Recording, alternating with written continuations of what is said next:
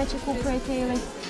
Pa ne, u biti čak ne patim sada, nešto mora biti, nešto razvikano i to, nego jednostavno ovako prošvrljam, pa što mi se svidi, ne?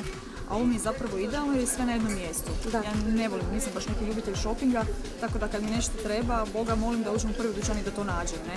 A ovo ipak, naravno, to je mama za kupca, ali ovo je u pozitivnom smislu, sve na jednom mjestu, dođeš ovdje, možeš negdje popiti kavicu, možeš ručat, ne mora sve biti na vrat na nos, tako da mislim da je to ok. Ja sam zadovoljna što sam došla i idemo dalje u potragu.